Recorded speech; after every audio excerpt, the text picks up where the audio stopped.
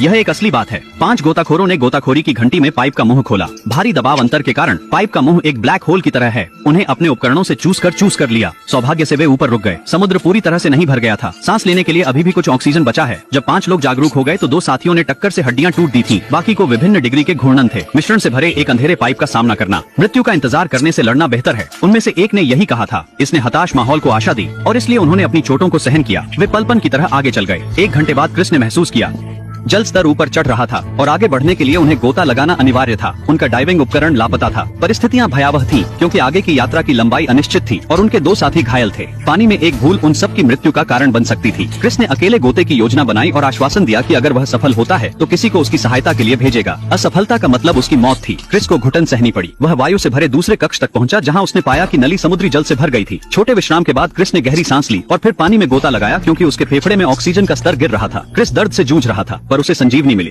और अचानक कुछ छू गया। करीब से निरीक्षण करने पर यह एक ऑक्सीजन टैंक था। क्रिस का दिल आशा से फूटता था, इसलिए वह आगे तैर गया। लेकिन आधे घंटे बाद पाइप के अंत का कोई संकेत नहीं मिला। ऑक्सीजन खत्म हो रहा था। शायद यह भाग्य था। उसे एक और सिलेंडर मिला। तेल मिश्रण की गंध को नजरअंदाज करते हुए वह ट्यूब को अपने मुंह में डाल देता है। वह अंधेरे में घूमता रहता है और 20 मिनट या लगभग के बाद क्रिस यह देखकर आश्चर्यचकित हो गया कि वह मोड़ से गुजरने के लिए पाइप पर चढ़ गया। वह चिंता और उत्साह के मिश्रण के साथ ऊपर की ओर चला गया। एक बार फिर सफलता या असफलता। क्रिस के सतह पर आने के तुरंत बाद वह अपनी पूरी ताकत से मदद के लिए चिल्लाया।